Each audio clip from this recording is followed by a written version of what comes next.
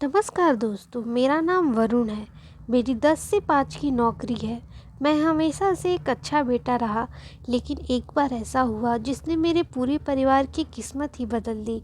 हम लोगों ने आज से करीब 4 साल पहले कुंभ मेले में जाने का फैसला किया था। दरअसल मेरी माँ काफ़ी पुजारी थी और उन्हें पूजा पाठ में बहुत मन लगता था। तो एक दिन मेरी माँ ने मेरे पिताजी से कहा कि अब हमारी उम्र हो चुकी है, अब हमें कुंभ की यात्रा कर लेनी चाहिए। पिताजी ने मुझे यह बात बोली कि बेटा, अब हम दोनों चाहते हैं कि एक बार इस जीवन में कुंभ मेला देखने जाएं। तो तुम क्या हमारे लिए वहां जाने का कोई इंतजाम कर सकते हो? मैंने पिताजी को कहा कि पिताजी, कुंभ मेले में तो इस बार काफ़ी भीड़ है, क्योंकि माना जा रहा है कि यह कुंभ काफ़ी सालों बाद आया है। लेकिन मैं आपकी बात को मना भी तो नहीं कर सकता हूँ। मैं वहाँ जाने का कुछ इंतज़ाम ज़रूर करूँगा। इसके बाद मैं अपने ऑफिस के कामों में लग गया। एक दिन जब पिताजी बाहर बैठकर अखबार पढ़ रहे थे, तो मैंने उनसे कहा कि पिताजी, क्या अब कुंभ मेला जाना बेहद ज़रूरी है? क्योंकि वहाँ जाने के लिए जितनी भी गाड़ियाँ थी वो सारी बुक हो चुकी हैं, और हमें वहाँ जाने के लिए बहुत मेहनत करनी होगी, पैदल यात्रा भी करनी होगी। पिताजी ने कहा कि हमारी अंतिम इच्छा तुम समझ लो कि यही है कि एक बार हम कुंभ के दर्शन कराएं। पिताजी की यह सब बातें सुनकर मैं उन्हें मना नहीं कर पाया। अंततः हमारे पूरे परिवार ने कुंभ मेला जाने का फैसला किया। मैं, मेरी पत्नी, मेरे दोनों बच्चे, मेरी बूढ़ी माँ और पिताजी, इतने सारे लोग कुंभ जाने के लिए तैयार हो गए थे। हमने महीने के अंत में कुंभ जाने की तैयारियां की थी, इसलिए मेरी सैलरी भी अभी बहुत कम ही बची हुई थी। मुझे उन्हीं पैसों में एक महीने का गुजारा भी करना था, लेकिन पिताजी की बात को मैं कभी टाल नहीं पाया। इसलिए मैंने अपनी सैलरी की कुछ जमा पूंजी कुंभ जाने के लिए लगा दी, और एक मध्यम वर्गीय परिवार में मैं ही सिर्फ कमाने वाला था, इसलिए हम पर पैसों की काफ़ी तंगी थी। इस बात से मैं पिताजी से बहुत चिढ़ा हुआ था कि वो कुछ समझते तो हैं नहीं कि मैं आखिर कैसे घर चला रहा हूँ। बस यही जिद किए रहते हैं कि कुंभ जाना है, यहाँ जाना है और वहाँ जाना है। खैर, इसके बाद हम लोग बस पर चढ़कर कुंभ के लिए रवाना हो गए। रास्ते में मैंने पिताजी से बातें नहीं की, क्योंकि मैं पिताजी से गुस्सा था, क्योंकि पिताजी की वजह से मुझे इस महीने जैसे तैसे, और अगर ना हो तो कर्ज लेकर भी शायद इस महीने का गुजारा करना होगा। यह सब सोचकर मैं पिताजी से थोड़ा सा नाराज था। माँ मुझसे बार बार पूछ रही थी कि आखिर क्या बात है बेटा, तुम मुझसे बातें क्यों नहीं कर रहे हो? मैं माँ को क्या बताता कि आप दोनों की जिद की वजह से मैंने कर्ज लेकर कुंभ जाने की योजना बनाई। प्रयागराज पहुंचकर हमने होटल में खाना खाया, और हमने जिस होटल में चेक इन किया था, खाना उसी की तरफ से था। होटल के खाने का बिल देखकर तो मेरा माथा चकरा गया। मैं यह सब सोच ही रहा था, तभी वहाँ पिताजी आए और उन्होंने अपने पास से एक लिफाफा निकाला और मेरे हाथों में रख दिया। मैंने पूछा कि यह क्या है? पिताजी ने कुछ नहीं बोला और वो वहाँ से चले गए। मैंने भी गुस्से में उस लिफाफे को उसी कमरे में पटक दिया और बाहर की ओर चला गया। इसके बाद मेरी पत्नी आई और उन्होंने कहा, आप इतने गुस्से में क्यों हैं? आखिर पहली बार ही पिताजी और माताजी ने हमसे कुछ मांगा है, तो क्या हम उनकी ज़रूरत को पूरा नहीं कर सकते? और वैसे भी बड़े बुजुर्गों की बातें मानना अच्छी होती हैं, क्योंकि वो हमें आशीर्वाद भी तो देते हैं।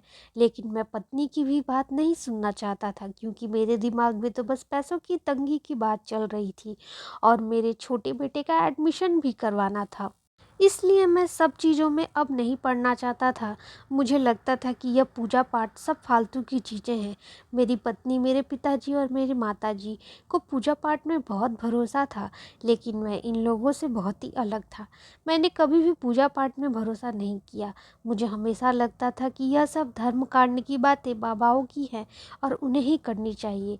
सुबह के वक्त हमें संगम स्नान को जाना था, तो मैंने सभी से कहा कि आप लोगों को पता होना चाहिए कि घाट पर कितनी भीड़ होगी, इसलिए हम सभी लोगों को चौकन्ना रहना होगा।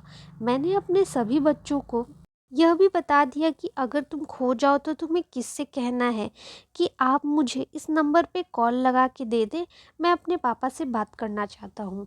और उसके बाद मैं अपनी पत्नी के साथ एक कमरे में सो गया और बाबूजी और माताजी दूसरे कमरे में सो गए। अगली सुबह हम संगम स्नान के लिए उठे और उसके बाद पिताजी ने मुझसे कहा कि मुझे संगम में स्नान में चढ़ावा चढ़ाने के लिए कुछ रुपए चाहिए। मैंने पिताजी से बोला कि पिताजी, अगर हम यहाँ तक आ गए हैं तो अब ये चढ़ावा चढ़ाने का क्या मतलब है? क्यों इतने पैसे बर्बाद कर रहे हैं? मेरे इतने दिन की नाराज़गी अब बाहर आ रही थी क्योंकि अब मेरा पारा सर से ऊपर जा चुका था। मुझे यह बिल्कुल पसंद नहीं था कि किसी भी बाबा को पैसा दिया जाए। मैं पिताजी से एकदम तीखे आवाज़ में बोला कि पिताजी, मैं आपको 1 रुपये भी नहीं दूंगा। पिताजी को यह बात बहुत ही बुरी लगी और उन्होंने जवाब में मुझे बस इतना कहा कि बेटा, जब तुम छोटे थे तो तुम्हारी हर चीज़ के लिए मैंने दिन भर मेहनत की और तुम्हें वो हर चीज़ ला कर दी, चाहे तुम्हें उसकी ज़रूरत हो या ना हो। मैंने तुम्हारे लिए हर संभव कोशिश की, लेकिन आज जब मैं तुमसे कुछ रुपए मांग रहा हूँ तो तुमने मुझे मना कर दिया। और इसके बाद पिताजी वहाँ से चले गए। माँ रोने लगी क्योंकि माँ को पता था कि पिताजी ने अगर मुझे जवाब दिया है तो इसका मतलब है कि उन्हें बहुत ही बुरा लगा है। मैंने माँ को रोते हुए बहुत वर्षों के बाद देखा था। मुझे गुस्सा तो था ही, लेकिन थोड़ा दुख भी हो रहा था। फिर भी मैं पिताजी से अभी भी नाराज़ ही था क्योंकि वह इतने बुजुर्ग होकर इतनी बचकानी बातें कैसे कर सकते हैं। उन्हें भी तो समझना चाहिए ना कि इस महीने कैसे मैं घर का खर्च चलाऊंगा। इसके बाद हम सब संगम नहाने चले गए। वहाँ पर काफ़ी भीड़ थी, घाटों पर तो और भी ज़्यादा भीड़ थी। मैंने पिताजी से कहा कि आप और माताजी स्नान करके जल्दी वापस आ जाएं, तब तक मैं यहाँ पे इंतज़ार कर रहा हूँ। पिताजी और माताजी एक लाइन में लगी हुई थी और उसी लाइन में खड़े हो गए। माताजी स्नान करके कुछ देर बाद आ गई, लेकिन पिताजी वापस नहीं आए।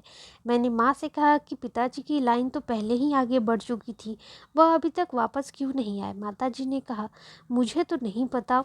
मैंने तो कुछ देर तक उन्हें अपनी आंखों के सामने देखा था, लेकिन उसके बाद वह मुझे नज़र नहीं आए। तो मुझे ऐसा लगा कि हो सकता है कि वह स्नान करके वापस आ गए होंगे। हमने काफ़ी देर तक वहीं पर पिताजी का इंतज़ार किया, लेकिन पिताजी वापस नहीं आए। तो फिर मैंने जाकर पुलिस वालों को बताया कि मेरे पिताजी नहीं मिल रहे हैं। इसके बाद हमने पुलिस वालों की मदद से पिताजी को काफ़ी देर तक वहीं पर ढूंढा।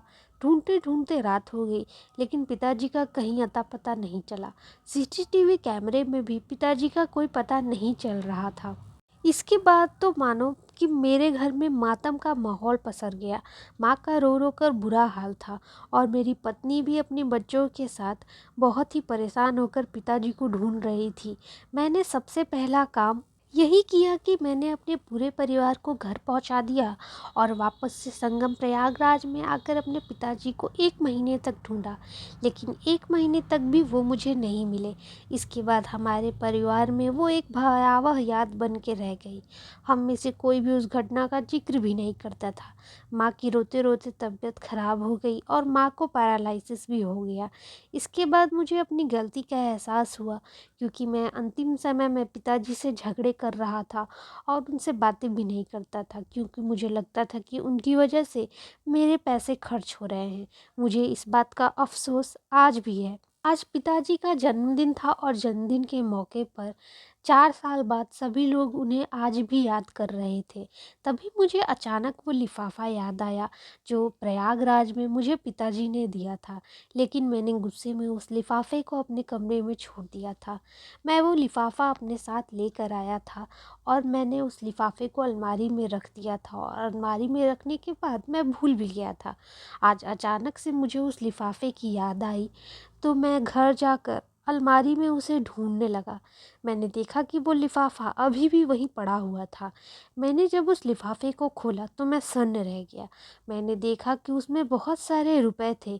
मैंने जब गिना तो वो 1 लाख थे और उस लिफाफे में एक छोटी सी चिट्ठी भी थी। मैंने वो चिट्ठी पढ़ी तो मेरी आंखों के आंसू रुकते नहीं रखे। उस चिट्ठी में मेरे पिताजी ने लिखा था कि बेटा, ये पैसे मैंने कई सालों तक अपनी मेहनत की कमाई से थोड़े थोड़े बचाए हैं। मुझे पता है कि तुम बहुत ही मुश्किल से हमारे परिवार का खर्च चलाते हो। तुम इकलौते कमाने वाले हो। मैं ज़्यादा तो नहीं कर सकता, लेकिन मैं तुम्हें ये रुपए दे रहा हूँ ताकि तुम्हारी कुछ परेशानी कम हो जाए। तुम्हारा पिता। ये पढ़ने के बाद तो मेरा दिल इतने टुकड़ों में टूट चुका था कि मैं उसे कभी जोड़ नहीं पाया। मैंने ये बात अपनी पत्नी को भी बताई। मेरी पत्नी भी सुनकर रोने लगी। अगले दिन जब मैं ऑफिस जाने के लिए तैयार हो रहा था तो मैंने देखा कि मेरी पत्नी घर में नहीं है। अक्सर वो घर में रहती थी और उसके बाद ही मेरे साथ वो बाजार जाती थी, जहाँ पर वो एक बूढ़े बाबा के लिए हमेशा टिफ़िन लेकर जाती थी। दरअसल मेरी पत्नी को पूजा पाठ में बहुत भरोसा था और वो हर शनिवार मंदिर जाती थी। शनिवार को एक दिन जब वो मंदिर जा रही थी तो उसने मंदिर के बाहर एक बाबा को बैठे हुए देखा। पता नहीं मेरी पत्नी को ऐसा क्या लगा कि वो उस बाबा के लिए रोज खाना ले जाने लगी, और जब मैं ऑफिस जाने के लिए तैयार होता था तो वो मेरे लिए और पापा के लिए भी लंच बनाती थी। आज मैंने देखा कि मेरी पत्नी घर पर नहीं है तो मैं उसे ढूंढने के लिए मंदिर की ओर चला गया। मैंने देखा कि मंदिर के सामने एक रेस्टोरेंट है और मेरी पत्नी बाबा के साथ बैठी हुई है। मैंने देखकर चौंक गया कि भिखारी के साथ मेरी पत्नी रेस्टोरेंट में क्या कर रही है। मेरी पत्नी ने मुझे अपने पास बुलाया और कहा कि मैं आपको कुछ बताना चाहती हूँ, लेकिन उससे पहले मैं चाहती हूँ कि एक बार आप इस बाबा के झोले को देख लें। मुझे वो बाबा बहुत ही अजीब लग रहा था, लेकिन मुझे ऐसा भी लग रहा था कि इसका चेहरा कहीं देखा हुआ है। लेकिन बाबा की दाढ़ी मूंछ इतनी बड़ी हुई थी कि उन्हें कोई इंसान एक बार में तो बिल्कुल नहीं पहचान पाएगा। इसके बाद मैंने देखा कि बाबा के झोले में मेरे पिताजी की एक तस्वीर थी, जो उन्होंने कई वर्षों पहले खिंचवाई थी। जब मैंने बाबा की ओर गौर से देखा तो मेरी आंखों के सामने अंधेरा छा गया। वो बाबा कोई और नहीं बल्कि मेरे पिताजी थे। वही पिता जिन्होंने मुझे जन्म दिया और मैंने उन्हें कुंभ मेले में खो दिया।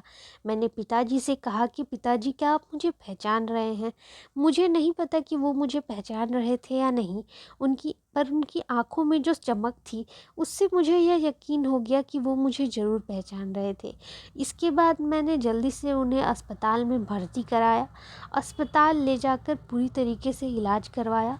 दोस्तों, 1 साल हो गए और मेरे पिताजी पूरी तरीके से स्वस्थ हो गए हैं और वो हमें पहचानने भी लगे हैं। मुझे कभी सपने में भी नहीं लगा था कि मैंने जिस पिताजी के लिए पूरी दुनिया एक कर दी ढूंढते ढूंढते, वो मुझे इस तरीके से मिल जाएंगे। दरअसल मेरी पत्नी जिस बाबा को खाना खिलाती थी वही बाबा मेरे पिताजी थे, और मेरी पत्नी को इस बात का एहसास तब हुआ जब एक दिन वह बाबा जी के लिए खाना बना रही थी और उसने जो दाल बनाई थी वह दाल मेरे पिताजी को भी बहुत पसंद थी। जब मेरी पत्नी वह दाल बनाकर बाबा के पास ले गई तो बाबा उस दाल को पूरा खा गए, जबकि बाबा जी हमेशा बहुत ही कम खाना खाया करते थे, जैसा कि मेरे पिताजी भी थे। लेकिन जिस दिन मेरी पत्नी वह दाल बनाकर ले गई, बाबा जी पूरा खाना खा गए। मेरी पत्नी को थोड़ा सा आश्चर्य हुआ। इसके बाद एक दिन और वह वही दाल बनाकर ले गई और उस दिन भी वही हुआ, वह बाबा जी सारा दाल खा गए। जिसके बाद मेरी पत्नी का शक धीरे धीरे यकीन में बदल गया। उसके बाद बाबा की चेहरे की बनावट भी तो मिल ही रही थी, इसलिए मेरी पत्नी को शक होने लगा कि कहीं यही मेरे पिता तो नहीं। तो उसने बाबा जी से बात करने की भी कोशिश की, लेकिन बाबा जी की मानसिक स्थिति ठीक नहीं होने के कारण वह बाबा जी से उतनी बात नहीं कर पाती थी। इसके बाद मेरी पत्नी ने मुझे बताने से पहले एक बार और बाबा जी के बारे में पता करने की खुद कोशिश की। एक दिन वह बाबा जी से पूछी कि बाबा जी, आपके पास इस झोले में क्या है? तो बाबा जी ने झोले में वही तस्वीर दिखाई, और इस तस्वीर को देखते ही मेरी पत्नी को पूरा भरोसा हो गया। और उस दिन वह रेस्टोरेंट में बाबा जी को बैठाकर मुझे कॉल ही करने वाली थी, तभी मैं वहाँ पे आ गया। और इस तरीके से मेरी पत्नी की वजह से मेरे पिताजी मुझे वापस मिल गए। दोस्तों, मैं मानता हूँ कि पूजा पाठ करना कभी गलत नहीं है, हमें बस अंधविश्वासी नहीं होना चाहिए। मुझे आज भी लगता है कि अगर मेरी पत्नी पूजा पाठ नहीं करती तो शायद मेरे पिताजी वापस नहीं मिल पाते। मेरी माताजी का स्वास्थ्य भी पिताजी के मिलने के बाद बहुत ही ज़्यादा सुधर गया और आज मेरा पूरा परिवार हंसी खुशी एक साथ है। मुझे आज भी वो दिन याद है जब पिताजी ने मुझे वो लिफाफा दिया था। दोस्तों, हमारे माता पिता हमारे लिए बहुत कुछ करते हैं, हमारा फ़र्ज़ बनता है कि हम उनकी छोटी छोटी खुशियों का ख्याल रखें। आप भी अगर मेरी ही तरह अपने माता और पिता से बहुत ही ज़्यादा प्यार करते हैं तो हमारे चैनल को लाइक और सब्सक्राइब ज़रूर करें। दोस्तों, आपके लिए और हमारे लिए माता पिता ही हमारी ज़िंदगी हैं। माता पिता को कभी दुख ना पहुंचाएं और सभी परिवार को एक साथ लेकर चलें। आपका दिन मंगलमय हो। Thank you for watching.